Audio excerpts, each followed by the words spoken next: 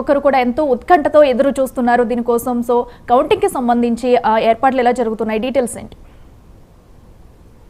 జరిగినటువంటి ఎన్నికల్లో మరి కాసేపట్లోనే కౌంటింగ్ అనేది ప్రారంభం కాబోతుంది. అయితే మొత్తం 543 లోక్సభ స్థానాలకి ఆల్రెడీ బీజేపీ ఎన్డీఏ ఒక బోని కూడా కొట్టినటువంటి పరిస్థితి నెలకొంది. అయితే సూరత్లో ఏకగ్రీవంగా జరిగినటువంటి ఎన్నిక నేపథ్యంలోనే ఆల్రెడీ ఎన్డీఏ ఖాతాలో ఒక సీటు కూడా పడినటువంటి పరిస్థితి నెలకొంది. ఇక తెలంగాణకు సంబంధించినటువంటి విషయానికి వస్తే మాత్రం తెలంగాణలో 17 లోక్సభ స్థానాలు ఉన్నాయి. ఈ 17 లోక్సభ స్థానాలకి మాత్రం ఎన్నికలు జరిగినటువంటి నేపథ్యంలో హోరాహోరీగా పోటీ జరిగినటువంటి పరిస్థితి నెలకొంది. ముఖ్యంగా బీఆర్ఎస్తో పాటు కాంగ్రెస్, బీజేపీ 3 పార్టీలు ప్రధానంగా మేము డబల్ డిజిట్ ఖచ్చితంగా మేము సాధిస్తామని చెప్పేసి కూడా వారు చెప్తున్నటువంటి పరిస్థితి నెలకొంది. కానీ ఇటు బీజేపీ అగ్రనేతలు కూడా తెలంగాణలో అనేక సార్లు పర్యటించారు. స్వయంగా మోడీ పర్యటించడం జరిగింది. అమిత్ షా కూడా ఇటు తెలంగాణలో భారీ బహిరంగ సభను కూడా ఏర్పాటు కూడా చేయడం జరిగింది. ఖచ్చితంగా మోడీ గ్యారంటీ అనే నినాదంతో ప్రజల ముందుకు కూడా వెళ్ళినటువంటి పరిస్థితి ఉంది. కాబట్టి గతంలో అంటే 2019లో మాత్రం 4 సీట్లు తెలంగాణలో బీజేపీకి రావడం జరిగింది. కానీ ఈసారి ఖచ్చితంగా డబల్ డిజిట్ కొట్టాలని చెప్పేసి అమిత్ షా కూడా ఒక లక్ష్యం కూడా పెట్టుకోవడం జరిగింది. ఈ నేపథ్యంలోనే బీజేపీలో ఉన్నటువంటి పెద్దలందరూ కూడా అమిత్ షా దిశానిర్దేశం కూడా చేసినటువంటి పరిస్థితి నెలకొంది. అనేక ప్రయత్నాలు కూడా చేయడం జరిగింది. బీజేపీ తీసుకొచ్చినటువంటి అంశాలు కావచ్చు, వారు పథకాలు ఏవైతున్నాయో అవన్నీ కూడా ప్రజలకు కూడా పూర్తి స్థాయిలో వివరించి చెప్పే విధంలో కూడా బీజేపీ సక్సెస్ అయింది అనేది మాత్రం బీజేపీ పెద్దలు కూడా చెప్తున్నటువంటి పరిస్థితి నెలకొంది. కాబట్టి ఒకవైపు బీజేపీ 4 నుంచి డబల్ డిజిట్కి వెళ్ళాలనే అనే ప్రయత్నంలో మాత్రం ఎగ్జిట్ పోల్స్ కూడా ఆ నేపథ్యంలోనే కొంత ఫేవర్గానే వచ్చాయి. ఖచ్చితంగా బీజేపీ డబల్ డిజిట్ కొట్టేటువంటి అవకాశాలు ఉన్నాయని చెప్పి కొన్ని ఎగ్జిట్ పోల్ చెప్పడం జరిగింది. కొన్ని మాత్రం 6 నుంచి 8 సీట్ల వరకు తెలంగాణలో బీజేపీకి వచ్చేటువంటి అవకాశాలు ఉన్నాయని చెప్పేసి ఇటు కొన్ని ఎగ్జిట్ పోల్స్ సర్వేలు కూడా చెప్పినటువంటి పరిస్థితి నెలకొంది. ఇక బీఆర్ఎస్ పార్టీ సంబంధించినటువంటి విషయాన్ని చూసుకుంటే మాత్రం బీఆర్ఎస్ పార్టీ 9.5 ఏళ్ల పాటు అధికారంలో ఉండి దాని తర్వాత అధికారం కోల్పోయిన తర్వాత బీఆర్ఎస్లో కొంత నిరాశ కూడా నెలకొంది. దాన్ని మళ్ళీ ఎట్టి పరిస్థితుల్లో ముందుకు తీసుకెళ్లాలి బీఆర్ఎస్ అని చెప్పేసి కేసీఆర్ కూడా అనేక ప్రయత్నాలు కూడా చేయడం జరిగింది.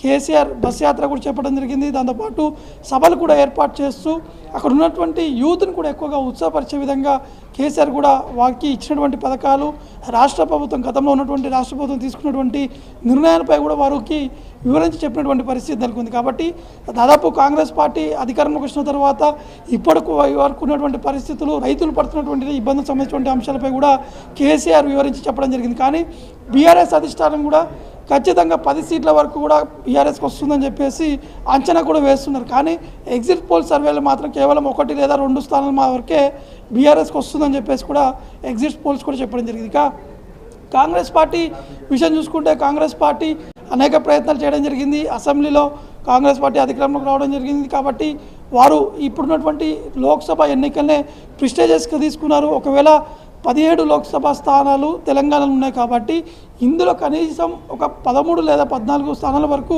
పూర్తి స్థాయిలో మనం కైవసం చేసుకోవాలనే విధంగా ప్రయత్నాలు చేశారు. కానీ ఎగ్జిట్ పోల్ చెప్పేదాని ప్రకారం చూసుకుంటే ఇటు కాంగ్రెస్ పార్టీకి 9 లేదా 10 స్థానాల వరకు వచ్చేటువంటి అవకాశం ఉందని చెప్పేసి కూడా ఇటు ఎగ్జిట్ పోల్ కూడా చెప్పడం జరిగింది. కానీ రేవంత్ రెడ్డితో పాటు రేవంత్ రెడ్డి అంటే ఉన్నటువంటి కొంతమంది ముఖ్య నేతలు కూడా నిన్న రాత్రి సమావేశం కూడా ఏర్పాటు చేయడం జరిగింది.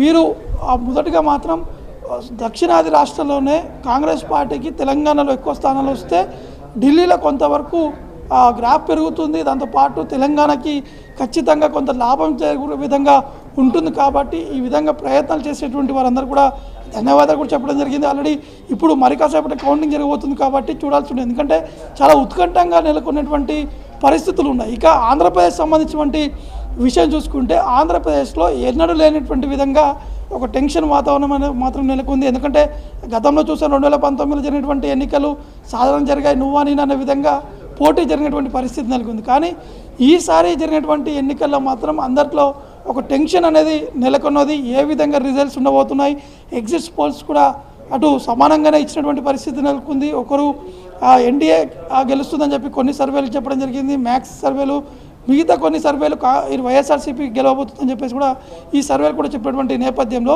మొత్తం 175తో పాటు 25 లోక్సభ స్థానాలకి ఈ యొక్క కౌంటింగ్ కూడా మరి కాసేపట్లోనే ప్రారంభం కాబోతుంది. కౌంటింగ్ కేంద్రాల వద్ద ఆల్రెడీ ఏజెంట్ కూడా చేరుకున్నారు.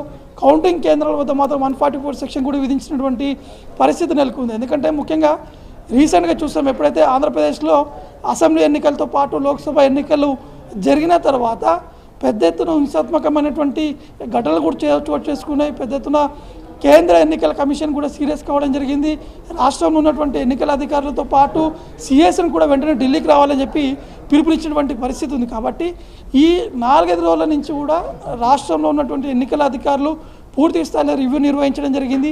ఆ పార్టీలకు సంబంధించినటువంటి వారందరితో కూడా పిలిపించి ఎక్కడ కూడా ఇటువంటి ఘటనలు మళ్ళీ రిపీట్ కావద్దు, ఒకవేళ రిపీట్ అయితే మాత్రం ఖచ్చితంగా వారిపై చర్యలు ఉంటాయి, కేసులు నమోదు చేస్తాం, ఈసీ యాక్ట్ ప్రకారం కేసులు కూడా నమోదు చేస్తామని చెప్పేసి ఏపీ ఎలక్షన్ కమిషన్ కూడా స్ట్రిక్ట్గా పార్టీకి సంబంధించిన నేతలు కూడా వార్నింగ్ ఇచ్చినటువంటి పరిస్థితి నెలకొంది. కాబట్టి మరి కాసేపట్లో అంటే దాదాపు మొదటిగా పోస్టల్ బ్యాలెట్ కూడా లెక్క పెడతారు, దాని తర్వాత మామూలు ఈవీఎం కూడా లెక్క పెడుతున్నటువంటి నేపథ్యంలో ఎక్కడ కూడా ఎటువంటి ఇబ్బంది తలెత్తకుండా మాత్రం పూర్తి స్థాయిలో పోలీసులు కట్టుదిట్టమైనటువంటి ఏర్పాటు కూడా చేయడం జరిగింది. దాంతోపాటు బందోబస్తు కూడా పూర్తి స్థాయిలో ఏర్పాటు చేయడం జరిగింది. ముఖ్యంగా పల్నాడుతో పాటు అనంతపురంలో ఉన్నటువంటి కొన్ని నియోజకవర్గాలతో పాటు తిరుపతిలో ఉన్నటువంటి కొన్ని ముఖ్యమైనటువంటి నియోజకవర్గాలు, అంటే రీసెంట్గా జరిగినటువంటి హింసాత్మకమైనటువంటి ఘటనలు ఏవైతున్నాయో ఆ ప్రాంతంలోనే ఎక్కువగా పోలీసు కూడా మోహరించడం జరిగింది. కేంద్ర భద్రతా బలగాలు కూడా రాష్ట్రానికి చేరుకున్నారు. ఆల్రెడీ వారు ఒకసారి రిహార్సల్స్ కూడా చేపడం జరిగింది. అక్కడ ఉన్నటువంటి పరిస్థితిని కూడా